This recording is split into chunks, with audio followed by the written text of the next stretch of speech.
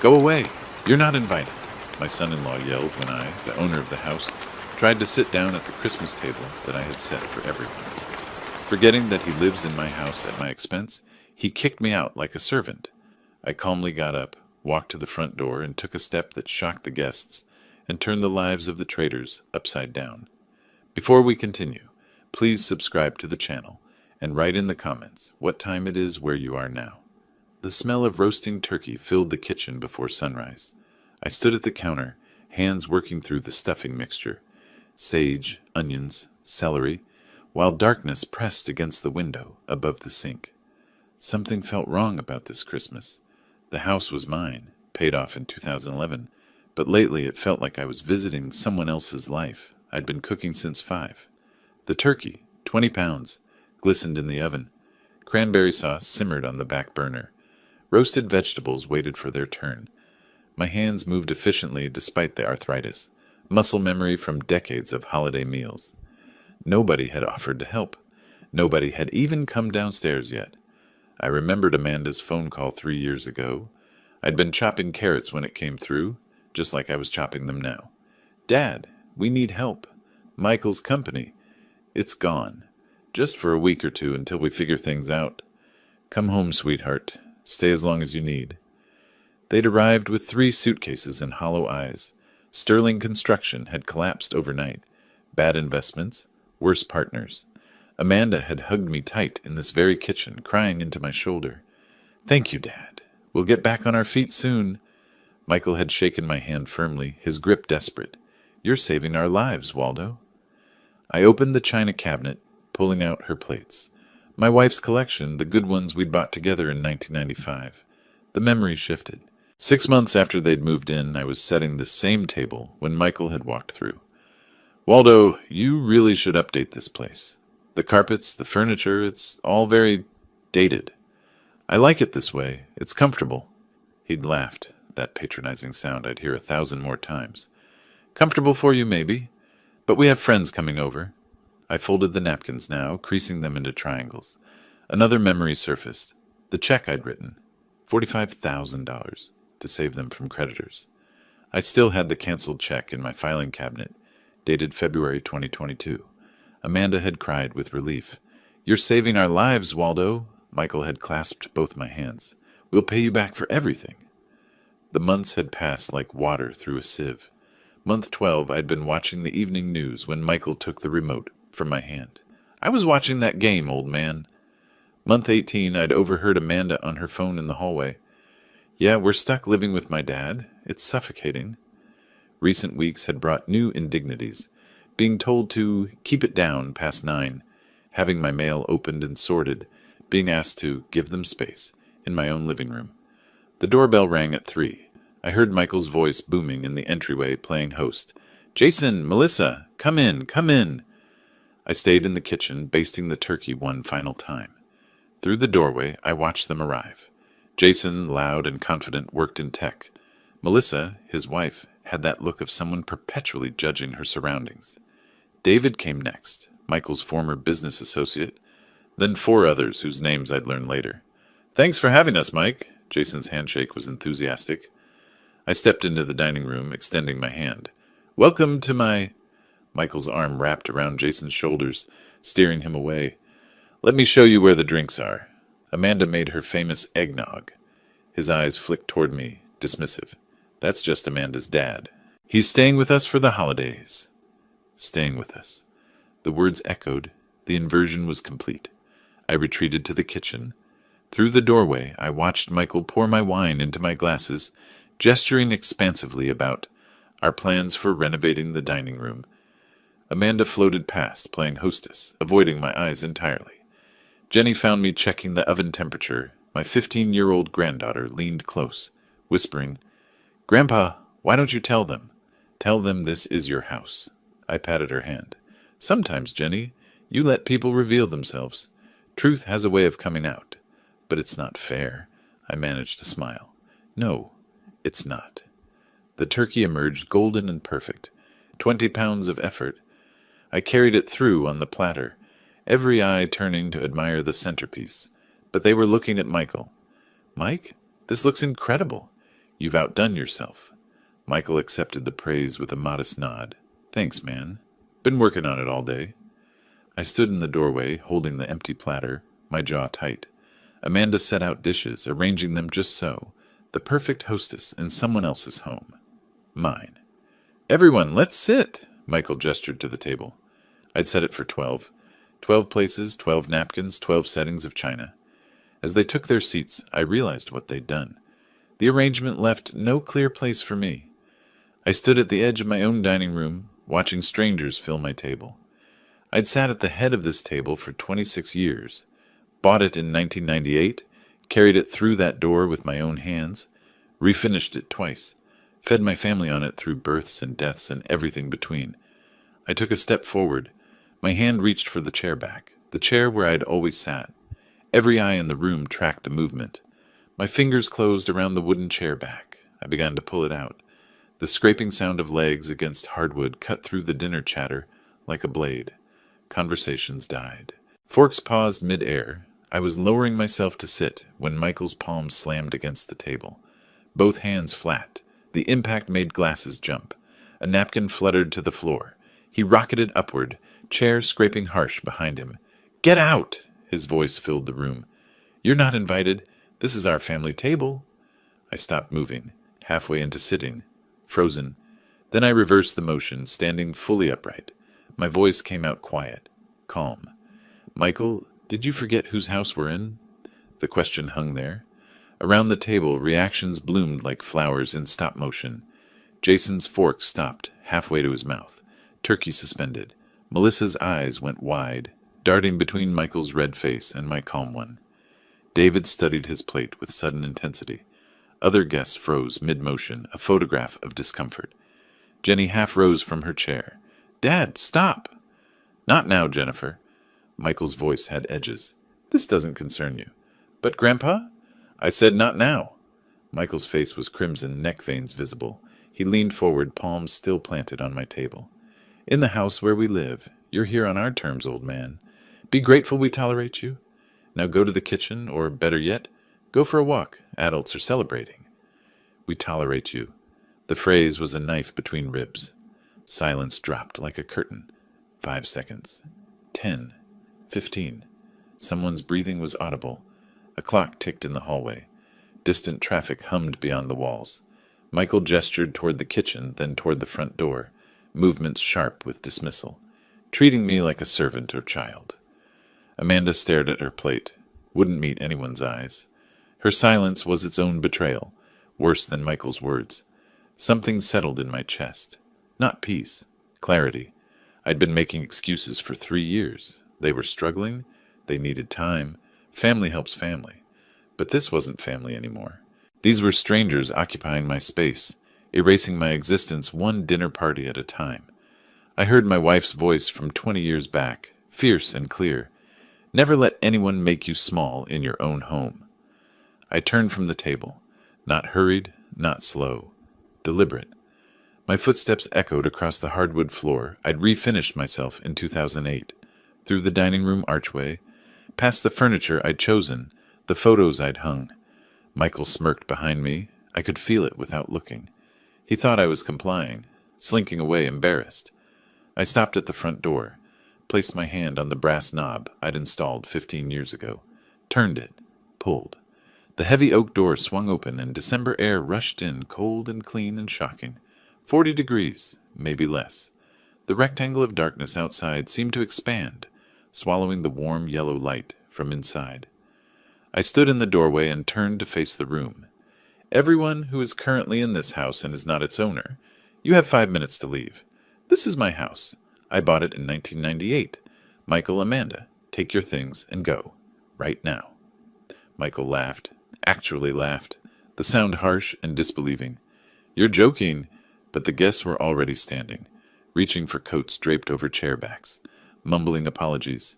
Jason squeezed Michael's shoulder. "Man, we should probably go." "No, sit down. He's bluffing. Ignore him." Melissa was already at the door, coat on. "Jason, come on. This is a family thing." "Yeah, we'll call you later." Jason followed his wife. They fled, all of them within 90 seconds. David nodded awkwardly as he passed. Thanks for, sorry. The others filed out in a stream of uncomfortable silence, avoiding eye contact. The door stayed open, cold wind pouring through. Then it was just the four of us. Michael remained standing at the table, but his confidence had cracks.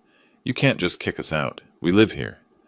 I stayed at the door, December wind at my back. You live here as my guest. Guess I'm now asking to leave. Amanda finally spoke, her voice breaking.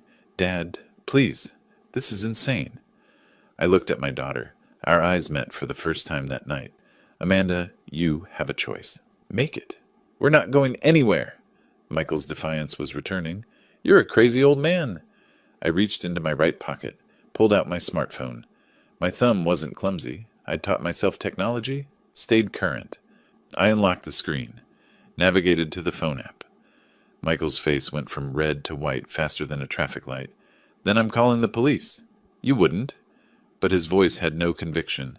My thumb moved deliberately across the screen. 9. Pressed the digit. 1. Pressed again. 1. I lifted the phone to my ear. Michael stood frozen at my table, next to my china, in my dining room. Amanda had both hands over her mouth. Jenny watched everything with wide eyes. The line began to ring. My thumb completed the motion. The final digit pressed. The phone screen lit up. Calling emergency services. 1 ring. 2. A click. 911, what's your emergency? Michael laughed.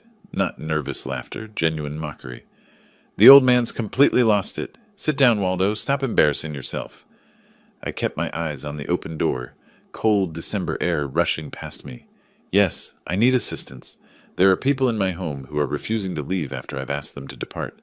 The address is 2847 Maple Grove Drive, in the Land Park District. Amanda's laugh was shakier, uncertain. She was reading the room better than her husband. Are you in danger, sir? Are the individuals threatening you? No immediate danger, but they refuse to leave my property.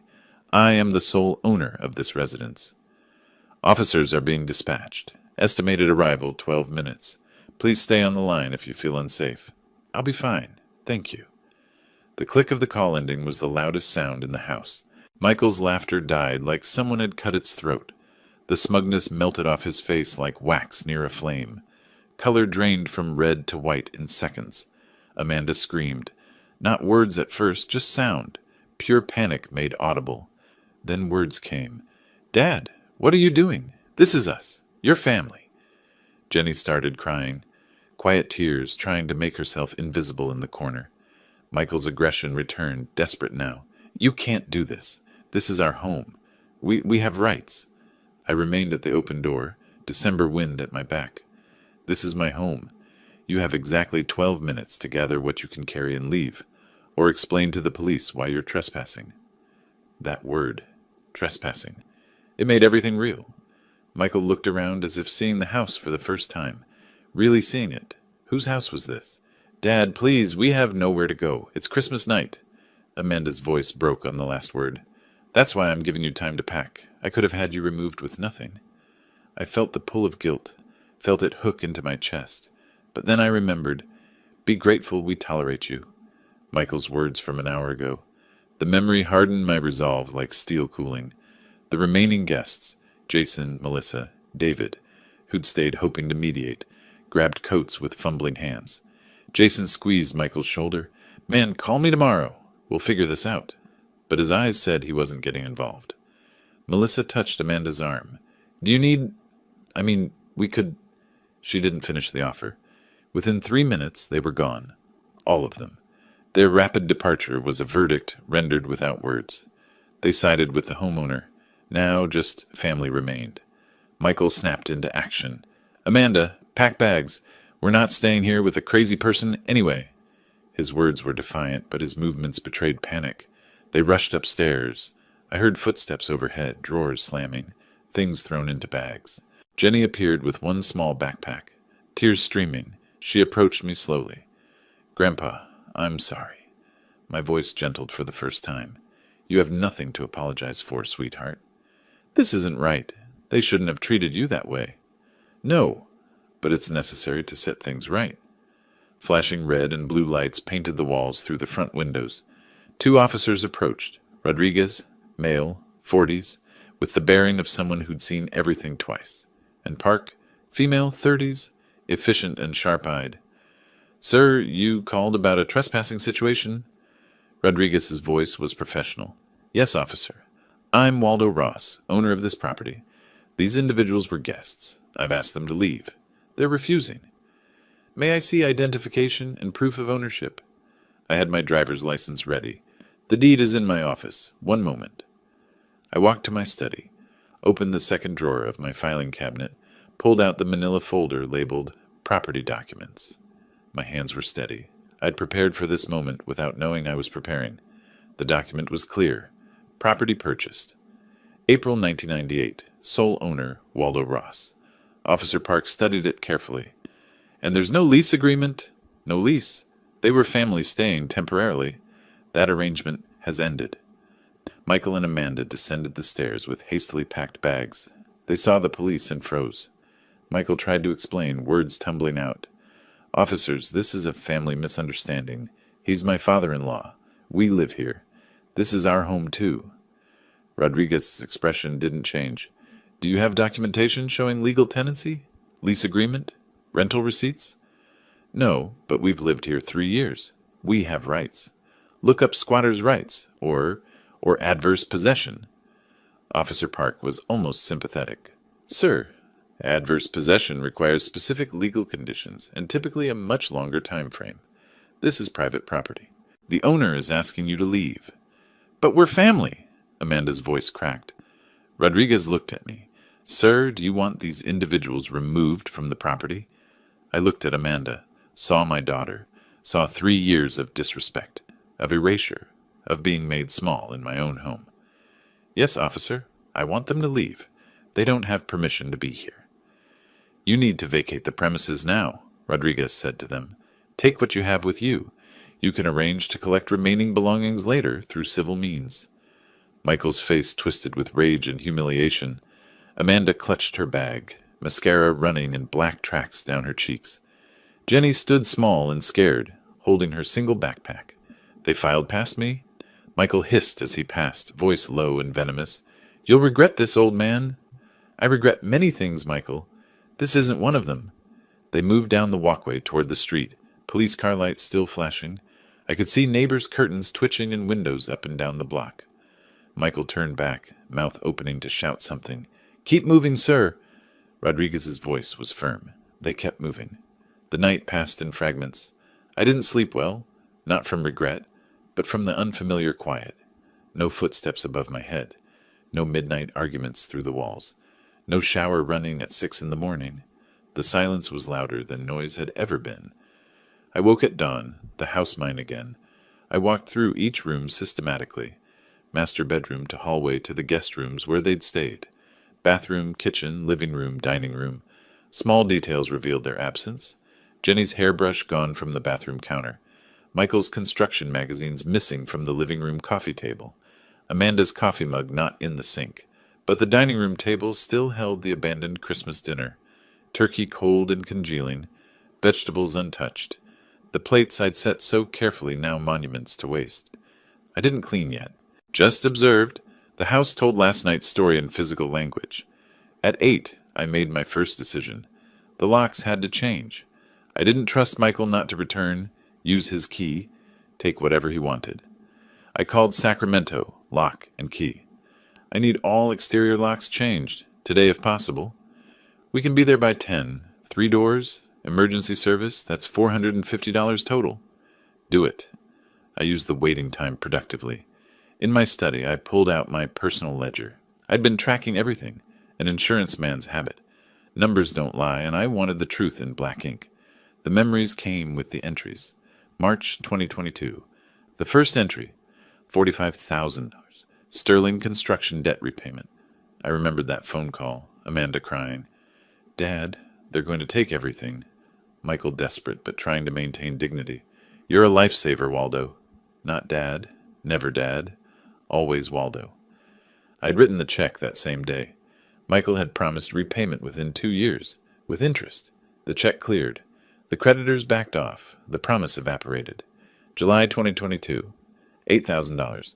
Bankruptcy legal fees, Morrison and Associates. Michael couldn't afford the lawyer to properly dissolve his company. I paid directly.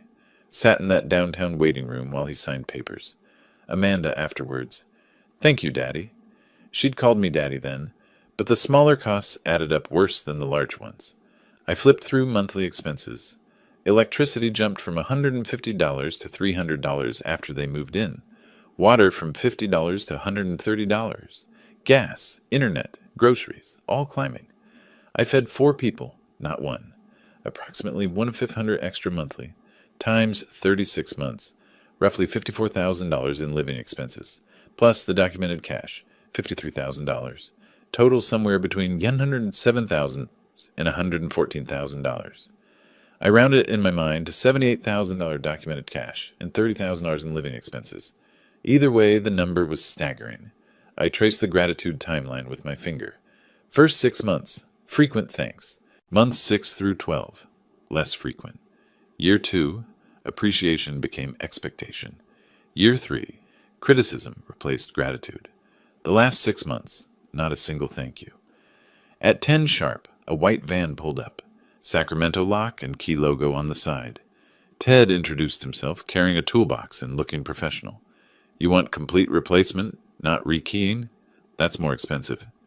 I want new hardware, everything new. He whistled softly. Somebody you don't trust with a key? Something like that. Say no more. I see this a lot. Divorce? Family, which is worse.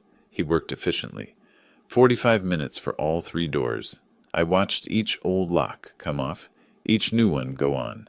Symbolic rebirth. The new keys were shiny brass, unused. Only I would have copies. At 11, my phone rang. Amanda's name on screen. I considered not answering. Let it ring once, twice, 3 times. Answered. Dad, please, let us come back. We have nowhere to go. Her voice was raw, exhausted, desperate. I kept mine measured. Where did you spend last night? Hesitation, shame in the silence. In the car. Walmart parking lot, on Florin Road. I felt it then, a sharp pang of guilt. My daughter slept in a car on Christmas night, but then I heard Michael's voice in my memory. Be grateful we tolerate you. That's unfortunate. What's your plan now? We don't have money for a hotel. Michael's credit cards are maxed. I have $200. She was giving me every piece of information designed to trigger sympathy. I recognized the manipulation even as I felt its pull. We made a mistake. People make mistakes. 3 years of mistakes, Amanda. I'm done funding them. Think about Jenny. She's 15. I'm thinking about Jenny. I'm thinking about what lesson you're teaching her. What are we supposed to do? Her voice rose to a wail. What you should have done months ago. Find jobs. Find housing. Be adults. I hung up. My hand shook slightly, the first real sign of emotional cost. I set the phone face down on the table. Finality in that simple motion. I needed to talk to someone. I called Harold Patterson, my neighbor 3 houses down. Retired real estate attorney. We'd played chess every Thursday for a decade.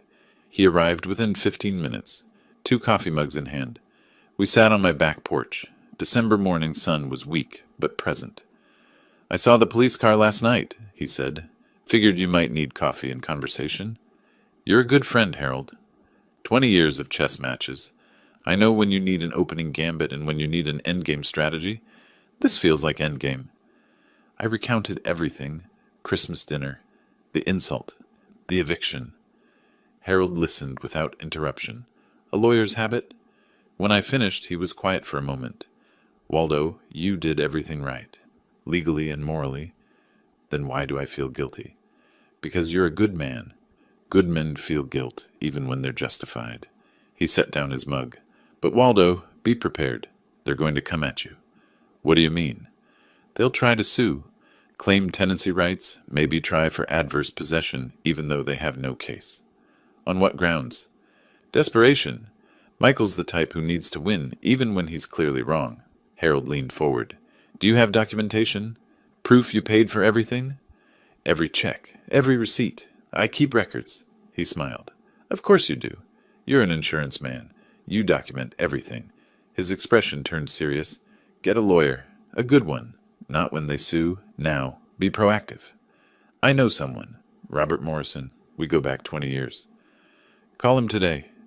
The sun warmed the porch. Harold's coffee mug sat on the table between us. My phone lay within reach. I picked it up, scrolled to contacts, found Morrison's name. My thumb hovered over it. The next phase was beginning. The week that followed moved like a chess game. Quiet moves, careful strategy. I spent my days in the reclaimed silence of my house, and my nights planning the next phase. On the seventh day after Christmas, I drove downtown to see Robert Morrison. Highway 99 south from Land Park, the familiar route I'd taken for 30 years. Exit at Capitol Mall, the Sacramento skyline rising ahead, the Capitol Dome gleaming even in January's gray light. I found parking in the garage at $3 an hour and walked 2 blocks to 505 feet of Capitol Mall. Morrison and Associates occupied the 15th floor. Modern glass high-rise, marble floors in the reception area, furniture that whispered expensive without shouting it. The receptionist smiled with recognition. Mr. Morrison is expecting you, Mr. Ross. Conference room B. I carried my leather document folder, heavy with papers, heavy with the weight of 3 years documented. Robert Morrison stood when I entered. 52, sharp dresser, reading glasses hanging from a chain. We'd known each other 20 years through insurance industry connections. He'd handled some contracts when I sold Ross Insurance Group, but we hadn't spoken in 2 or 3 years since the sale. Harold called me, said you had a family situation that might turn legal. I set the folder on the conference table. It already is legal. I evicted my daughter and son-in-law on Christmas night. Now I'm preparing for the retaliation. On Christmas, that's bold. Necessary. Robert reviewed the eviction details, nodding occasionally. You followed proper procedure. Police documentation helps tremendously. He paused. But they could claim constructive tenancy. 3 years of residency creates gray area. In California, if they contributed to household expenses or property upkeep, they might argue for tenant rights or even constructive possession. I slid the folder across his mahogany desk. They didn't contribute. I have proof. He opened it. Bank statements, canceled checks, email printouts, receipts. Everything organized with colored tabs. His eyebrows rose with each page he turned. March 2022. Bank statement. $45,000 check to Sterling Construction. Memo line reading, debt repayment. July 2022, $8,000 to Morrison and Associates. Robert looked up. I didn't realize you paid for Michael's bankruptcy filing. You handled it. I paid for it. He continued through monthly utility bills, all in my name, all charged to my credit card, grocery receipts spanning 3 years. Then he reached the emails. One from Amanda, November 2023, jumped out. Thanks for letting us stay in your house, Dad. We'll get back on our feet soon. Your house, Robert read aloud. She acknowledged ownership explicitly. She did. He leaned back, removed his reading glasses. Waldo, this is comprehensive. Most people don't keep records like this. I was in insurance for 35 years, Robert. Documentation was my job. Still, this level of detail suggests you were expecting this? Not expecting? Preparing? There's a difference. He studied me for a moment. With your resources, we can fight anything they throw at you. Though honestly, on a fixed pension... I'm not on a fixed pension, Robert. He paused. What? Ross Insurance Group. I sold it in 2020. You handled part of the transaction. I watched his memory engage. That sale was $2.3 million. You never told them? I wanted to see who they really were without money's influence. So you hid your wealth to protect them from greed, and they became greedy anyway? I managed a bitter smile. Ironic, isn't it? I watched families destroy each other over insurance money for decades. Thought I could prevent it in my own family. But you couldn't? No. I just learned the truth sooner. Robert shifted gears. Lawyer mode fully engaged. With these resources, we should file a civil suit first. Recover your $78,000. Control the narrative. No. Let them file first. I want them to hang themselves. That's risky. If they strike first, they will strike first. Michael's ego demands it, and when he does, I'll be ready. He considered this. My standard rate is $450 per hour. Litigation retainer is typically $15,000. I was already pulling out my checkbook. Draw up the agreement. I'll wire additional funds if needed. You're certain? Family lawsuits get ugly. It's already ugly, Robert. I'm just making sure I don't lose. I wrote the check without hesitation. $15,000. Neat handwriting. Tore it along the perforated line, slid it across the desk. The ease of the motion revealed what words couldn't. I'll prepare a comprehensive defense package, Robert said. Everything we need. I stood, gathering my folder. Also, prepare a civil complaint for the $78,000. Have it ready to file, but don't file yet. You really think they'll sue first? Michael Sterling doesn't know how to admit defeat. He'll sue. And when he does, we'll counterpunch. We shook hands. Not the polite greeting from when I'd arrived, but the firm grip of equals, of partners in strategy. My hand was on the doorknob when Robert spoke again.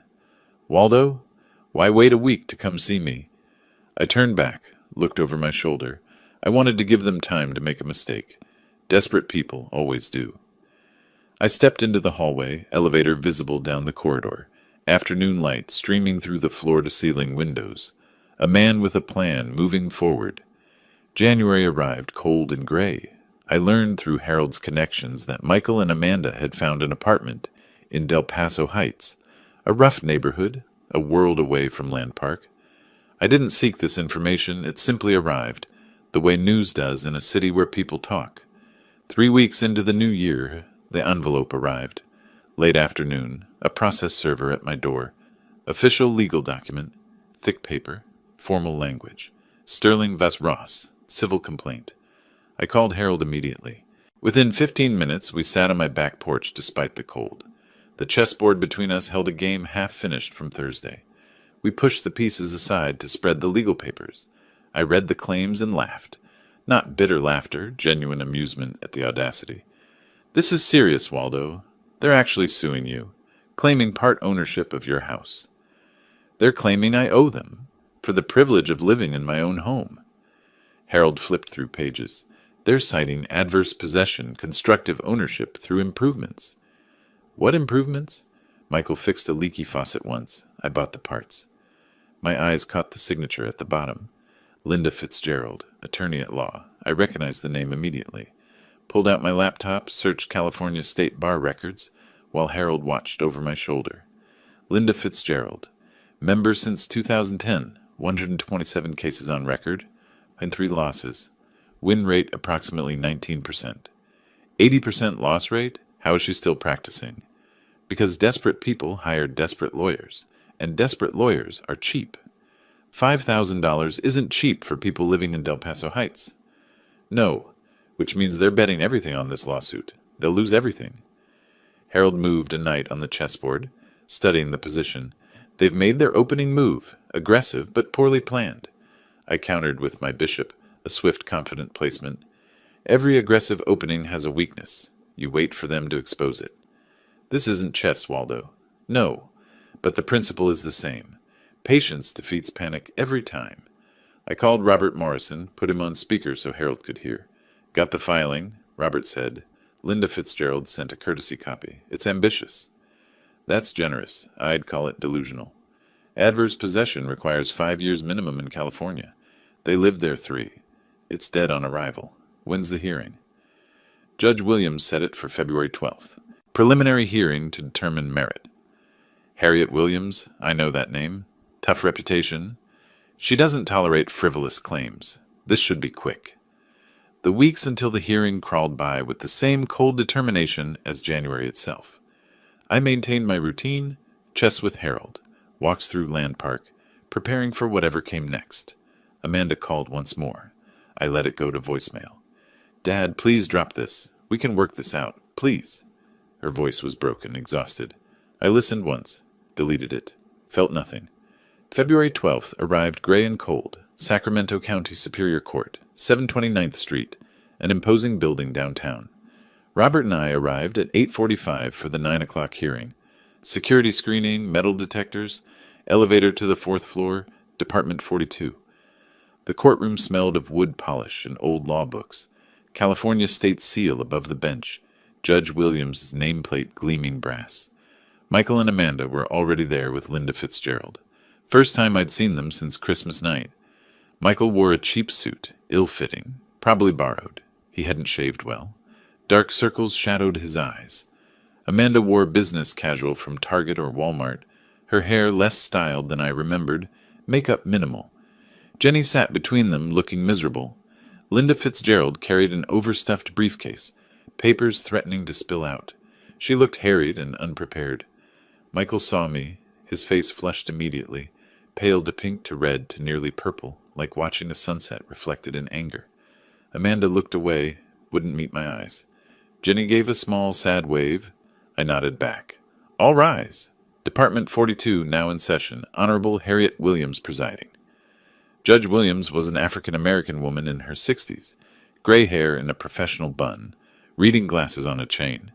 Her expression suggested she'd seen every type of foolishness courts could offer. She took the bench, reviewed the file briefly. I've reviewed the complaint and response. Let's get straight to it. Ms. Fitzgerald, your clients are claiming what, exactly? Linda stood, fumbling with papers. Your Honor, my clients resided at the defendant's property for 36 months. They established adverse possession through continuous occupancy. Adverse possession requires 5 years minimum in California. Your clients lived there 3 years. Explain the discrepancy. Well, Your Honor, there's also constructive ownership through improvements made to the property. What improvements? Documented how? My clients will testify to household repairs and general upkeep. Judge Williams cut her off. Testimony alone doesn't establish ownership, Ms. Fitzgerald. Do you have receipts, contractor invoices, bank statements showing these improvements? Testimonial evidence should be sufficient to establish. Not in my courtroom. Next argument. Robert Morrison stood, calm and prepared. Your Honor, I have comprehensive documentation. Bank statements showing Mr. Ross paid every household expense for 36 months. He slid exhibits across to the clerk. Additionally, email evidence from November 2023, where plaintiff Amanda Ross Sterling explicitly acknowledged this as Dad's house. Her words. He connected his laptop to the courtroom projector. Amanda's email appeared on screen, visible to everyone. Thanks for letting us stay in your house, Dad.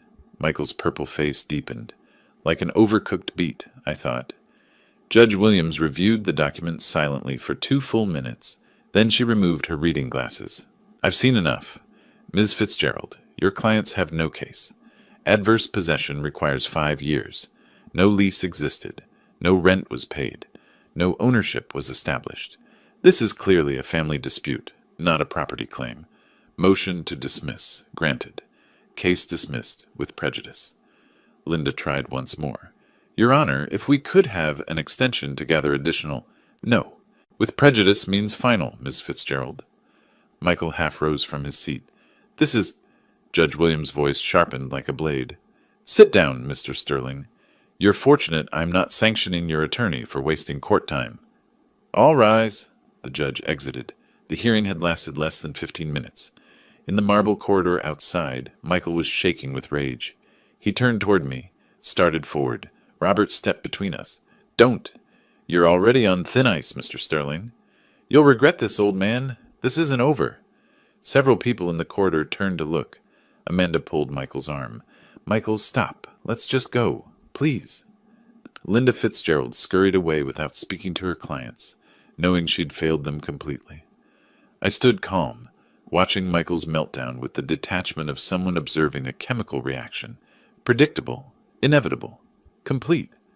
I watched my son-in-law disintegrate in a courthouse hallway, purple-faced and impotent, and felt something I hadn't expected. Not triumph, not even satisfaction, just cold certainty that this was far from over. My hand slipped into my coat pocket, fingers touching the folder Robert had given me earlier.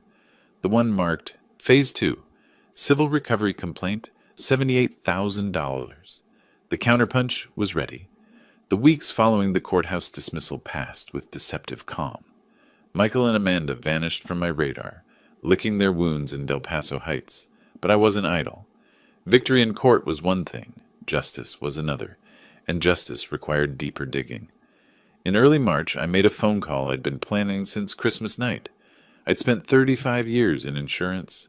I knew how fraud worked, and I knew Michael. Court victory stopped their claim, but didn't recover my losses. Michael was judgment-proof, no assets, no income, already drowning in debt. A A civil suit might win me a judgment I'd never collect, but if I couldn't get money back, I could ensure consequences found him. I called Thomas Richardson, former colleague from the insurance industry. He worked for California Department of Insurance, Fraud Investigation Division. We hadn't spoken in 18 months, but maintained cordial professional ties. Thomas, it's Waldo Ross. How's retirement treating you? Still a year away, Waldo. Counting down. Let me buy you lunch then, before you escape. The firehouse work for you? Haven't been there in months? Tuesday? Perfect. Noon. Tuesday arrived cold and clear. The firehouse sat at 1114 2nd Street, downtown Sacramento, upscale enough for professional lunches. I arrived first, always did, control tactic, and secured a quiet corner table. Thomas arrived at noon, sharp. 58, gray hair, bureaucrat's careful manner. We covered weather, mutual acquaintances, his approaching retirement. I waited until after entrees arrived to mention Sterling Construction. Cut my steak, took a bite, chewed, swallowed, then reached for my water glass. Remember that construction company that went under few years back? Sterling Construction? Thomas paused mid-bite, thinking, Sterling? Yeah, that rings a bell. We had some complaints on them. Complaints? What kind? Insurance fraud allegations, inflated damage claims. We started investigating, but the company went bankrupt before we could build a case. So the investigation just stopped. Usually does when there's no business entity. We moved to active cases. The seed was planted. Investigation abandoned, not resolved. After lunch, I returned home and began researching. Sacramento County business records, bankruptcy filings, all public information, found Kevin Torres listed as 25% partner in Sterling Construction, LLC. Further digging, Kevin now worked as foreman at Davidson Brothers Construction. I called Davidson Brothers, said I was an old friend of the family, got Kevin's cell number from a helpful receptionist. That evening, I made the call. Kevin Torres? My name is Waldo Ross. I'm Michael Sterling's former father-in-law. His response was immediate, bitter. Former? Good for you. That guy's a snake. The venom in his voice was promising. That's becoming clear. I paid $45,000 to save Sterling Construction, learning it wasn't worth saving. 45 grand? Man, you got played. That company was rotten from the start. Kevin's story poured out. Sterling Construction had done commercial renovations. 2019 project, warehouse renovation. During construction, section of roof, accidentally damaged. Michael filed insurance claim for $120,000, repairs and business interruption. Insurance paid out. Actual repair cost, $40,000. Michael pocketed the $80,000 difference. I confronted him. He said it was creative accounting. I said it was fraud. What did you call it after he forced you out? Theft. But my lawyer said proving it would cost more than I'd win. I kept the documents anyway, out of spite. Do you still have them? Original invoices, claim forms? Every single page. What if those documents reach the Department of Insurance? Pause. Then, would they actually investigate? With solid evidence and credible witness? Yes. Where do I send them? I'd love to nail that bastard. I gave him Robert Morrison's office address. A week later, Robert called. Got a package from Kevin Torres. Insurance claim forms, repair invoices, email chain. This is damning, Waldo. Clear insurance fraud. $80,000 discrepancy. Can you forward it to the department? Anonymously. I can file as concerned party. Won't include names unless they need witness testimony. Do it. This could mean criminal charges. Good. While researching Michael's business records, I'd noticed something else. IRS filed lien against Michael Sterling personally. $23,000 in unpaid payroll taxes from 2021. Lien still active. Debt unpaid. I called Robert. Did you know Michael owes the IRS $23,000? No, but that's public record. Why? Because the IRS doesn't forget, and they're harder to run from than family. 2 weeks after Robert submitted the complaint, confirmation arrived. California Department of Insurance opened formal investigation. Case, Demer 2025, SAC, 1847. Michael would be contacted for interview. If evidence held, potential criminal referral to Sacramento County District Attorney. I received this news while playing chess with Harold on my back porch. March, sunshine weak but warming. Harold moved his knight. You're enjoying this, watching him squirm. I'm ensuring justice is served. There's a difference. Is there? Seems like revenge to me. I studied the board, selected my bishop, moved it diagonally across in one smooth motion, lifted Harold's queen, set it aside among captured pieces. Call it what you want. By the time he realizes what's happening, it'll be too late. Harold stared at the board. I didn't see that move coming. That's the point of a long game, Harold. My hand rested on the captured queen, smooth wood warm from afternoon sun. Government machinery engaged now, wheels turning beyond my control. I imagined Michael receiving that letter from the Department of Insurance, the panic blooming in his chest as his past caught up to his present. The queen sat silent in my palm. Power taken, game progressing exactly as planned. April arrived with the kind of rain Northern California does best. Relentless, gray, miserable. Perfect weather for miserable news. The investigation into Michael's insurance fraud moved with bureaucratic slowness, but its effects rippled faster than I'd anticipated. I learned about the collapse secondhand, the way you always learn the best gossip, through people who can't wait to tell you. First call came from an acquaintance in the construction industry. Waldo, thought you'd want to know. Word's out about Sterling. Department of Insurance investigation for insurance fraud. I hadn't heard. When did this become public? Last week. Sacramento construction community is small. Guy I know was giving Sterling cash work. Fired him immediately. Liability concern. Nobody wants an active fraud investigation on their site. Too much risk. Michael's under-the-table income vanished overnight. Harold mentioned seeing Amanda at her mailbox, looking distressed. Later that week, through Harold's neighborhood connections, I learned about the IRS letter. Official demand. $23,000 in unpaid payroll taxes, plus penalties totaling $4,800. $27,800 total. Payment deadline, 30 days or wage garnishment and asset seizure. They had nothing to seize, no wages to garnish. But the IRS didn't care. Debt remained, interest accrued. Early May, my phone rang. Jenny's name on screen. First time since the eviction. Grandpa, can we meet? I need to talk to someone normal. Of course, sweetheart. Where and when? Gunther's? Tomorrow afternoon? I can't be in that apartment anymore. I'll be there. 2:00. Thank you. And Grandpa? I'm sorry. For everything. We met at Gunther's Ice Cream in Land Park. Outdoor tables. Spring trying to break through April's gloom. Jenny sat across from me with an untouched cone melting in her hand. I reached across, gently took it, set it aside, then took her hand. They fight every night. About money. About the investigation. About you. About me? Dad blames you for everything. Says you're rich and stingy. Mom finally yelled back that you gave us $45,000. Jenny's voice shook. Some government letter came. Mom read it and started screaming. I'd never heard her like that. What did she say? She screamed, "You stole $80,000. You committed fraud?" Dad said, "I did what I had to do." Mom said, "You destroyed us.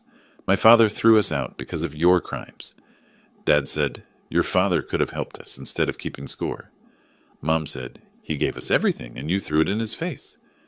First time Amanda assigned blame correctly. Not to me, but to Michael, Jenny continued. Creditors call constantly, sometimes 10 times a day.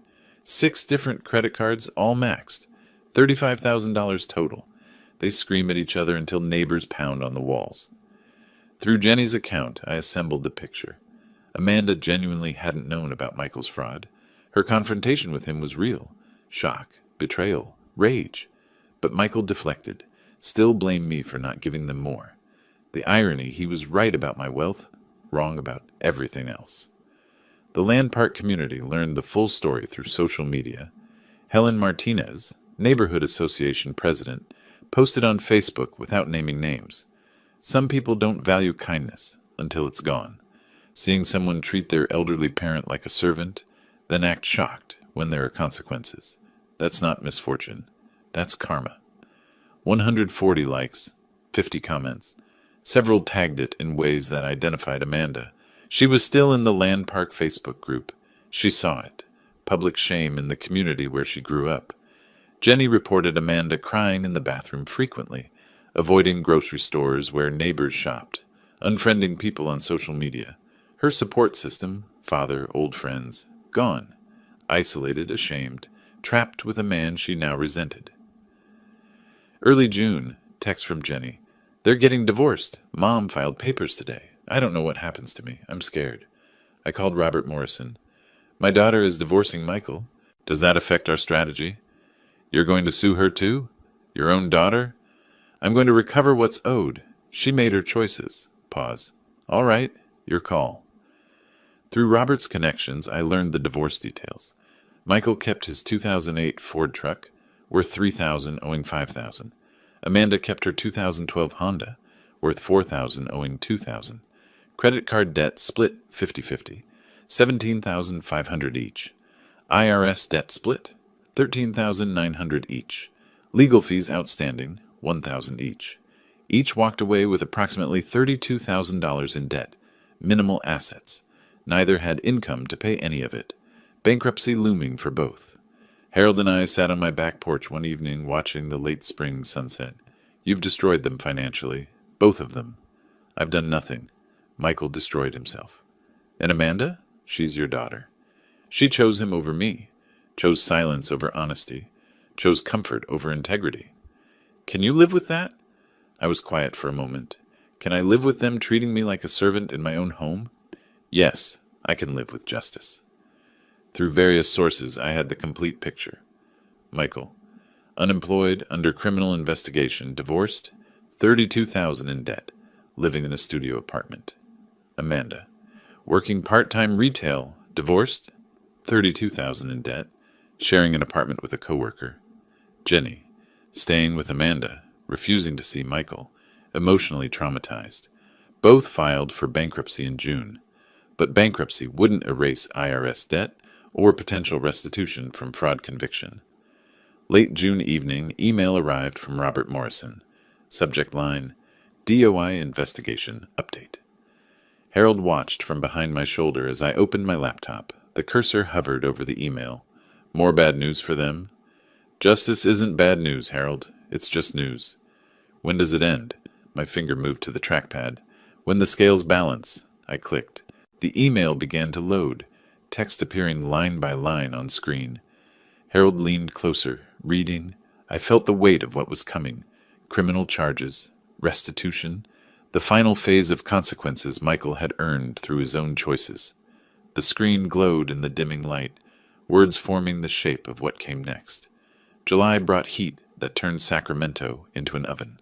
The Department of Insurance investigation had concluded with criminal charges filed against Michael, 2 counts of insurance fraud. I learned this not from news, but from Robert Morrison's email, the one I'd opened at the end of June. The legal machinery was grinding Michael down with bureaucratic precision. I should have felt satisfied. Instead, I felt restless, like a chess player who'd won the game but found no opponent left to challenge. The knock on my front door came on a Wednesday afternoon, unexpected and somehow inevitable. I was home, windows open for cross breeze, ceiling fan rotating lazily overhead, not expecting anyone. Harold played chess on Thursdays, not Wednesdays.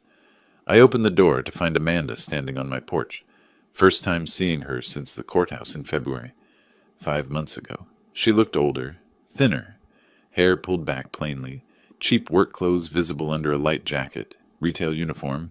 Exhaustion lived in every line of her face. "Dad, can I come in? Please, just for a few minutes." I stepped aside without speaking. She entered slowly, looking around the house as if seeing it for the first time. Noticed things had changed. I'd redecorated slightly, made the space mine again. The absence of her family's belongings was evident in the empty corners, the rearranged furniture. We moved to the living room. I gestured to a chair, not the couch. Maintaining distance, sat across from her, waiting. The silence stretched. She struggled to begin. I didn't help, didn't make it easier. Finally, "Dad, I'm so sorry. For everything." She'd rehearsed this, but emotion broke through practiced words. "I was blind. Michael manipulated me, but that's not an excuse. I let him treat you terribly. I stayed silent when I should have spoken up." Her voice caught. "I chose comfort over integrity. I chose him over you. and I lost everything that mattered. I listened without interrupting. Part of me saw my little girl, the daughter I'd raised, now broken and seeking forgiveness. Another part remembered Christmas night, her silence at that table, years of being invisible in my own home, the pull of fatherhood versus the demand of justice. My hands gripped the chair arms, jaw tight. She continued, "I'm not asking you to take me back. I'm not asking for money or help. I have a job now. Retail, minimum wage, but it's mine. I'm figuring things out." She met my eyes. "I just needed you to know. I understand what I lost. I understand who you were trying to be for us. You gave us everything, and we threw it back at you." This clarity, this acknowledgement without asking for rescue, affected me more than tears would have. After she left, promising nothing, asking nothing, I called Harold. He came over immediately, found me on the back porch, staring at nothing. She apologized. She understands now. "What did you say to her?" "Nothing. I didn't know what to say." "Do you want to forgive her?" "I want to forgive her. But every time I start to soften, I remember the years, the silence, the contempt." Harold's wisdom settled over us like evening light. Forgiveness doesn't mean erasing consequences. She can be forgiven and still face what she's done. Over the next few days, my decision crystallized. I'd been holding the civil complaint since February. Robert had prepared it, never filed. Time to file. Not from revenge, but from justice. They'd taken from me financially and emotionally. They must repay what could be repaid. Forgiveness could coexist with accountability. I called Robert Morrison. "File the complaint. $78,000 against both of them, jointly and severally." "You're certain?" After Amanda's apology. "Because of it. She understands consequences now. This is part of those consequences." Robert filed in Sacramento County Superior Court. Claim $78,000 in documented loans and expenses. Both Michael and Amanda would be served with summons. Court date set for late August. Final hearing in September. Week after filing, I called Amanda. We met at Pete's Coffee downtown. I slid a folder across the table. I filed a civil suit, $78,000 for documented expenses over 3 years. Her face, shock, hurt, betrayal. "But I apologized. I thought—" "I know, and I heard you. But apologies don't erase debt. You and Michael took from me. Now you repay." "We don't have that money. We're bankrupt. The court will establish a payment plan. You'll pay what you can afford." Michael's meeting was different. He came to my house with Linda Fitzgerald, still his lawyer despite her failures. Robert Morrison sat beside me. I presented the same information. Michael exploded. "You can't do this. Those were gifts. Family helping family." Robert, calm and professional. "We have emails where you promised to pay back when you got on your feet. That's a loan, not a gift. This is ridiculous. You're rich. You don't need the money. What I have is irrelevant. What you owe is documented. We'll fight this. You'll lose, again. But that's your choice." That evening, Amanda called. Her voice was tear-strained but clearer. "Dad, I don't have the money, but I understand why you're doing this. You're teaching me something I should have learned years ago. Actions have consequences. I'll pay. However long it takes, it's what I owe." This response, acceptance rather than rage, showed her growth. She was learning.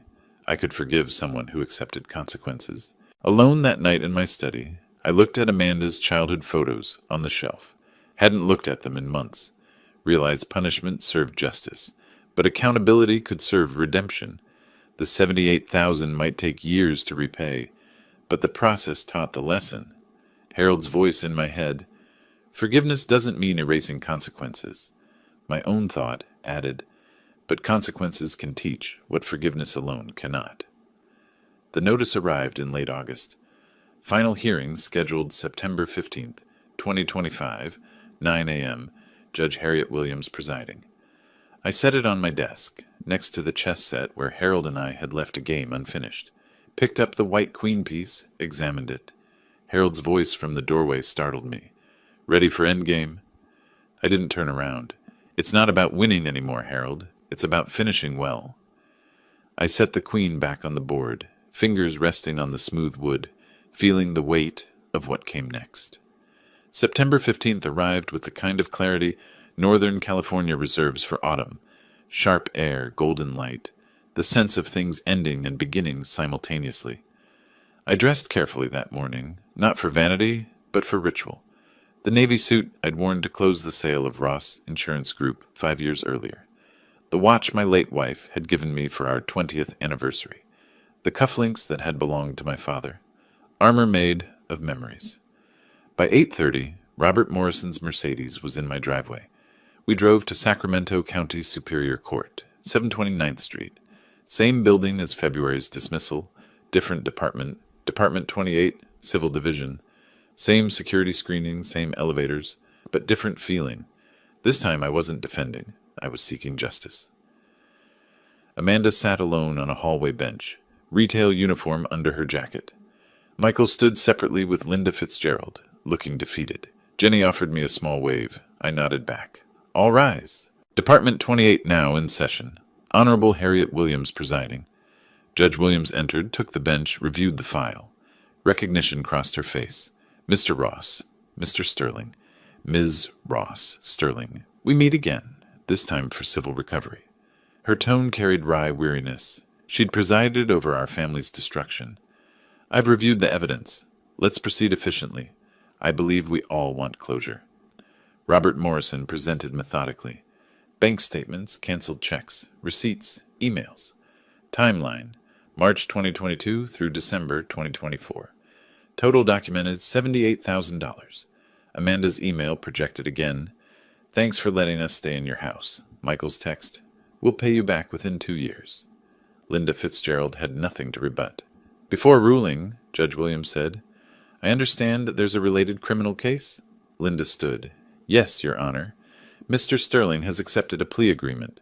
2 years probation, community service, restitution to the insurance company. $80,000? Yes, Your Honor. Relevant to his ability to pay in this matter.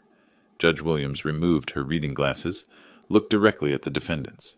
You lived in Mr. Ross's home for 3 years, paid no rent, contributed nothing to household expenses, promised repayment. The evidence is overwhelming. She paused. Judgment for plaintiff in the amount of $78,000. However, you're both judgment-proof. Bankruptcy filings, no assets, minimal income. Payment terms, $500 per month each, $1,000 total monthly until paid in full. That's 78 months, 6.5 years, plus court costs of $8,000, split between you, joint and several liability. If either defaults, the other remains liable for the full amount. Amanda accepted this with bowed head. Michael started to object, but Linda touched his arm, and he subsided. Jenny's relief was visible.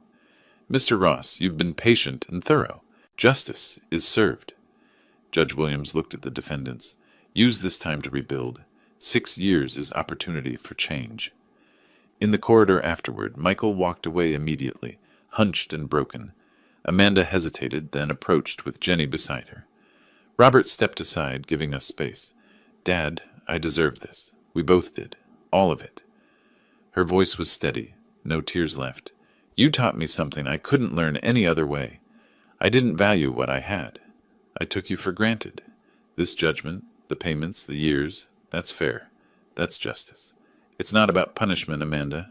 It's about accountability. I know that now. I was a terrible daughter. But maybe I can be better, starting now. Michael stood by the elevator. He turned, took 2 steps closer, mumbled, Sorry for everything. But his eyes were down, voice flat, no real remorse, just going through motions. He entered the elevator. Doors closed. Last sight of him. Jenny stepped forward, hugged me. First physical contact in 9 months. Grandpa, I understand why you did this. All of it. Thank you for showing me what standing up for yourself looks like. I held her. You can always visit me, Jenny. To Amanda. With your permission. Of course. You're her grandfather. She needs you. First acknowledgement of potential reconciliation. I forgive you, I told Amanda. But forgiveness doesn't mean forgetting. Trust is rebuilt over years, not moments. You'll make your payments. You'll live your life. And we'll see who you become. That's fair. That's more than fair. When you're ready, when you've shown you've changed, we'll talk. Really talk. I'll be ready, however long it takes. We didn't embrace. Not yet. But there was understanding between us. Robert drove me home. We were quiet until he said, "You did what you set out to do." Did I? I'm not sure what I set out to do anymore. You got justice, your home back, your dignity. I got accountability. Whether that's justice, time will tell. We arrived at 2847 Maple Grove Drive. I looked at my house. It was completely mine again. That evening, Harold came over for chess. We sat on the back porch in golden September light, mint tea steaming between us. The game was nearly over. I had clear advantage. Did you get what you wanted? I considered. I got my peace back, my home, my dignity, and they got a lesson they'll remember for the rest of their lives. 6.5 years of payments. That's a long lesson. Some lessons take time to learn properly. And Amanda, do you think she's really changed? I think she's starting to. Whether she finishes that change, that's up to her. So what did you learn from all this? I moved my bishop across the board, that the best revenge isn't destroying someone, it's showing them the truth about themselves. Michael saw his fraud, his manipulation, his refusal to take responsibility. Amanda saw her complicity, her silence, her choice to enable him, and I saw that I'm stronger than I thought, and more alone than I'd like. But not completely alone. I looked at my old friend. No, not completely. I moved my final piece. Checkmate. Harold studied the board, nodded appreciation. I didn't see that coming. Very long game. The longest games teach the most. We sat in comfortable silence, evening cooling around us. Light from my house spilled onto the porch. Inside, my home, my space, my peace. Outside, the neighborhood where I'd lived for 27 years. Everything the same. Everything different. I picked up my teacup, took a sip of mint tea, and watched the sun set on a day that felt like both ending and beginning. The game was over. I had won. But more importantly, I had survived with my integrity intact. That, I decided, was the real victory. If you like this story, please like this video, subscribe to the channel, and share your impressions of this story in the comments. To listen to the next story, click on the box on the left. Thank you for watching.